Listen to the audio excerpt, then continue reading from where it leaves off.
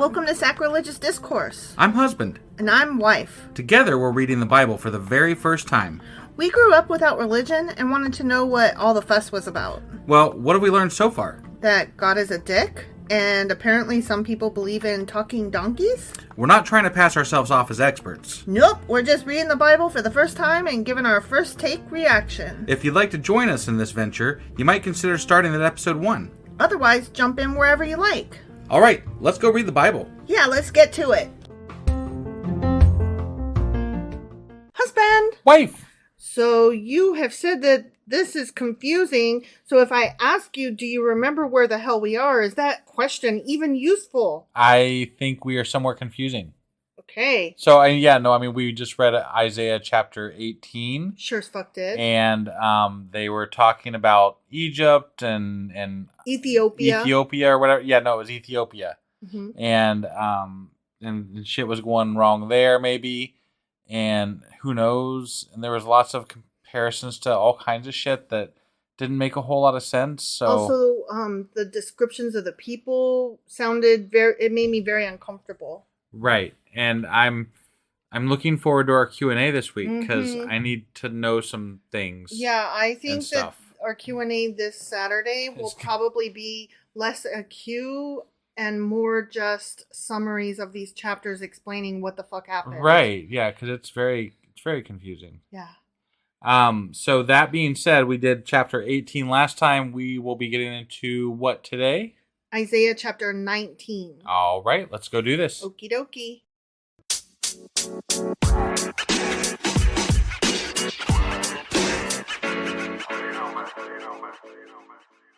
All right, so Isaiah, confusing as fuck, chapter 19. Okay. Here we go. All right. Ready for this? We don't know that this one's going to be confusing. Maybe this one's going to be clear as fuck. Isaiah has been confusing as fuck. That's what I meant. I'm just saying.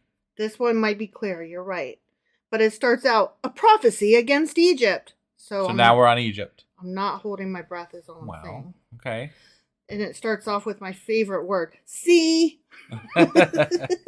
Here we go. Ready? I'm ready. See, the Lord rides on a swift cloud and is coming to Egypt. Ooh, he rides on a cloud now, huh? A swift one. A swift one. Got it. He's a Swiftie. Okay. The idols of Egypt tremble before him, and the hearts of the Egyptians melt with fear. Wait. I thought idols were just like pieces of stone and metal. No, they're real real trembling gods. Before him, though? They're real gods.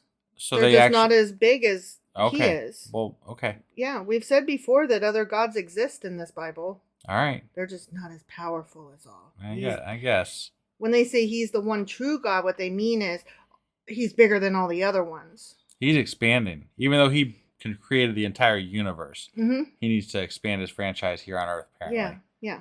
He's just not quite there yet. Yeah, he invented everything except that so did some of the others, but I'm not sure what they invented. So I don't know who invented what, but he's trying to take claim for inventing everything. And right. I don't think he did. No, I don't either. Okay, we got some quote marks here now. Yeah. I will stir up Egyptian against Egyptian. That sounds fun. That sounds mean. Mm-hmm. Yeah. Brother will fight against brother. Neighbor against neighbor. City against city. Kingdom against kingdom. The Egyptians will lose heart. Yeah, and I will bring their plans to nothing. They will consult the idols and the spirits of the dead, the mediums and the spiritists. I will hand the Egyptians over to the power of a cruel master, and a fierce king will rule over them. That's mean. Yeah. Why? Why are we doing this? Because God's a dick. Right. Declares the Lord Almighty. Sorry, that was right. Yeah. The waters of the river will dry up, and the riverbed will be parched and dry. Love to drown people, but I also love to make them go through a solid drought. Yeah, that's good times. The canals will stink. The streams of Egypt will dwindle and dry up. The reeds and rushes will wither. Also, the plants along the Nile at the mouth of the river. Every sown field along the Nile will become parched, will blow away and be no more. The fishermen will groan and lament. All who cast hooks into the Nile. Yeah. Those who throw nets on the water will pine away. That happened in Moana. Did it? It did. I didn't know that. Yeah, in the beginning they were like, "Oh no, King, what's tribal leader guy? This is so sad because our coconuts are drying up." And Moana says, "We'll just plant some new trees over there, away from the bad groves." And they're like, "This suits you." And then the fishers come and they're like, "Hey, the fishes are not here on this side of the island." And she says, "Okay, let's cast our nets on the other side." And they're like, "We tried that." And she's like, "Okay, so what about side number 3?" And they're like, "No." And she's like, "Side number 4, I'm running out of sides." And they're like, "No sides work." And so then she's like, "How about if we go beyond the reef?" And then her dad is like, "Fuck you for not listening. You're grounded." So then she instead gets a boat and goes anyway. But anyway, they ran out of fishes. Okay. Their shit dried out. She had to go beyond the reef. Okay. So these folk got to go beyond the reef. I'm gathering that. Or pray to the other god. Right, sure. I mean, she had to go to a god too. Yeah. You know, she had to go to Maui. Right. Yeah. Right. And he was like, "You're welcome." Yeah. Those who work with combed. I was trying to say combined, and then it was combed. No, it's combed. Okay. Those who work with combed flax will despair, but uncombed is fine. Yeah. The weavers of fine linen will lose hope. The workers in cloth will be dejected, and all the wage earners will be sick at heart. This is God doing all this still, right? Yeah, because God's mean. He's a mean butt. Right. The officials of Zoan are nothing but fools. The wise counselors of Pharaoh give senseless advice. How can you say to Pharaoh, "I am one of the wise men, a disciple of the ancient kings"? Where are your wise men now? Let them show you and make known what the Lord Almighty has planned against Egypt. Why? I just don't understand why the quote-unquote Lord Almighty is planning destruction for all these neighboring countries. Why is he doing this all of a sudden? Because they didn't choose him. And he's like, it's bullshit. "I'll show you not to choose me." And was there a part, and maybe I'm misremembering, but was there a part where they were going to go to war against Israel? Mm-hmm. There was? He's using them as tools. Yeah, that's right, because he was using them as tools to fight Israel, right? Yeah. And now he's like, "And while I'm at it, I'm gonna fuck your shit up too." Yeah, but it just all seems so pointless and unnecessary. Because I'm like, I bet if you just like wrote down on your little fucking cloud and we're like, everybody just, praise me like you should, then they would. If they could literally see you writing on your fast cloud, your swift cloud, they might actually believe in you. Mm-hmm. But no, you got to hide and then you got to kill people them. And whatever, make them suffer. Yep. The officials of Zoan have become fools. The leaders of Memphis are dead. The cornerstones of her peoples have led Egypt astray. The Lord has poured into them a spirit of dizziness. They make Egypt stagger in all that she does, as a drunkard staggers around in his vomit. Ooh, that's gross. Nasty. There is nothing Egypt can do, head or tail, palm, branch, or reed. In that day, the Egyptians will become weaklings. They will shudder with fear at the uplifted hand that the Lord Almighty raises against them. Okay. And the land of Judah will bring terror to the Egyptians. Everyone to whom Judah is mentioned will be terrified because of what the Lord Almighty is planning against them. In that day, 5 cities in Egypt will speak the language of Canaan and swear allegiance to the Lord Almighty. Wow. So just like, they're just going to be like, we surrender to God. We give up. And we speak your language all of a sudden. Yeah. So wow, Zowie. But of Canaan. Yeah. Why are they speaking the language of Canaan? I don't know. I thought Canaan, wouldn't they be speaking Hebrew? Is Hebrew, or are they referring to Israel as Canaan? I'm a little bit confused here too, I guess, a little bit. I don't know either. I know that they conquered the Canaanites to take over the land that they currently occupy. Yeah. But do they refer to their own home as Canaan? I couldn't tell you. Okay. All right. I will have to get back to you There's on another that. question, I guess. Yeah. One of the cities, will be called the City of the Sun. In that day there will be an altar to the Lord in the heart of Egypt, and a monument to the Lord at its border. It will be a sign and witness to the Lord Almighty in the land of Egypt. When they cry out to the Lord because of their oppressors, he will send them a savior and defender, and he will rescue them. Okay. So the Lord will make himself known to the Egyptians, and in that day they will acknowledge the Lord. They will worship with sacrifices and grain offerings. They will make vows to the Lord and keep them.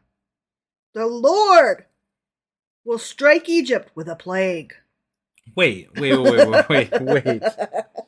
Are they changing over to worshiping the Lord? Yep. Or is he killing them with a plague? Oh, well, let me finish the sentence. Okay. The Lord will strike Egypt with a plague. He will strike them and heal them. Why? Okay. They why? will turn to the Lord, and he will respond to their pleas and heal them. Okay. He's going to punish them. Is this like him proving his power? He's going to punish them with a plague. And then the ones that turn to him, he'll be like, you're unplagued. I unplague you. Okay. And you and you. But no, they were you they were fucker. hypothetically already worshiping him, and now he is giving them the plague so that he can prove that he's powerful. Yeah. This God is so weird. He's like, backwards. Why does he care? Shouldn't he just feel comfortable in his own shoes? Like shouldn't he just feel comfortable in his own skin? Right. Like I'm good. I'm powerful. I don't need to prove to you that I'm powerful.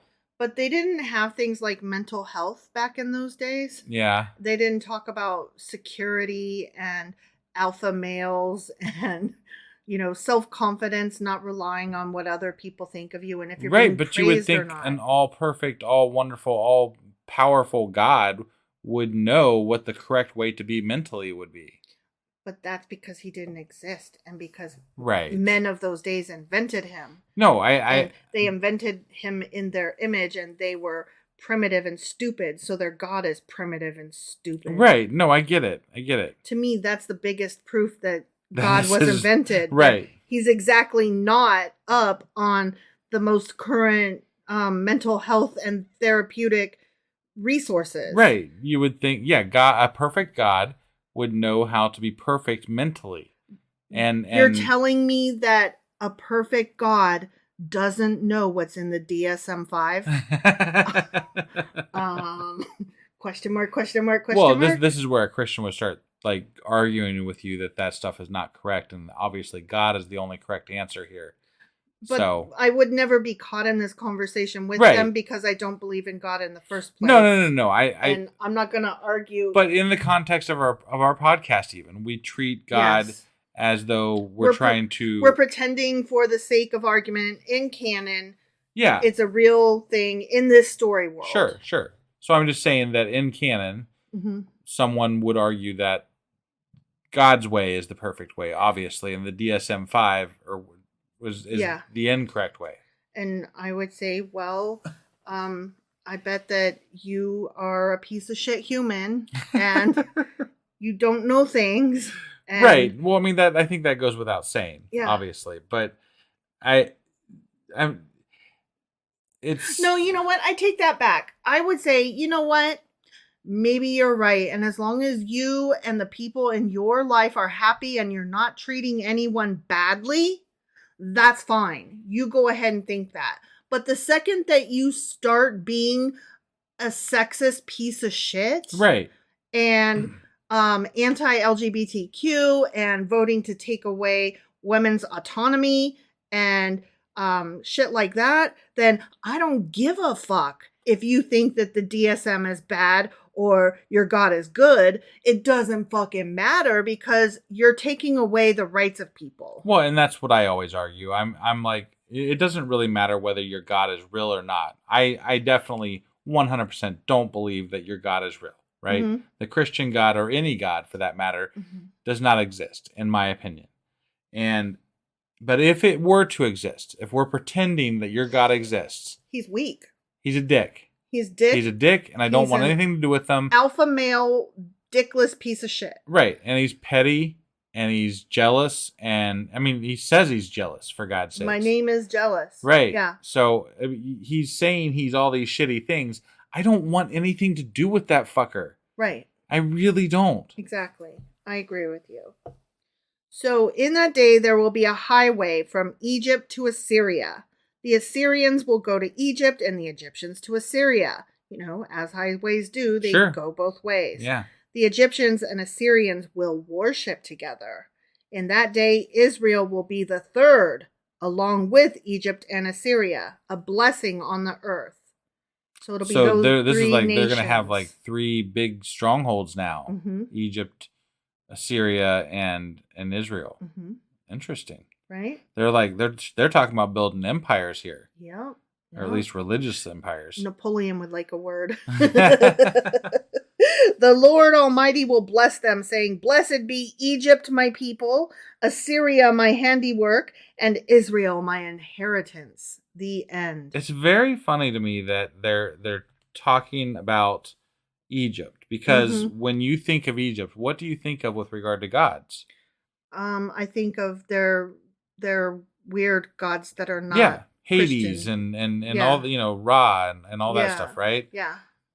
I don't think of Christianity as any part of Egyptian history, no, other than in the beginning, the Israelites leaving there. Yeah, you know, when they, Moses said, "Set my people free," kind of thing, and the plagues and all of that. Right, but the Bible is saying, and maybe they're what I don't know how much of this is actual history or if this is just like blowhard bullshit, right? Right. So I mean that is another question I might have from this chapter is how much of this is historically true. Like, did that at any time come to pass? Right. So I am curious about that, but I definitely don't know the Egyptians for their Christianity. No, I don't either. So I guess we'll just have to find out about that. Yeah. All right. Well, that was Isaiah chapter 19. Sure as fuck was. And we will be back tomorrow with Isaiah chapter 20. We'll see you guys then. Bye.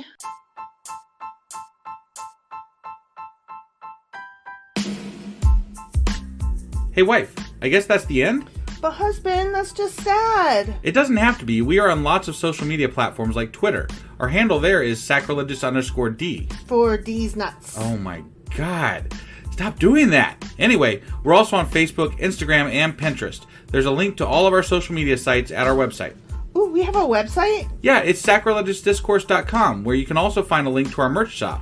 We have a merch shop? Yep, we have podcast-themed clothing, mugs, notebooks, and more, as well as an atheist and science-themed products.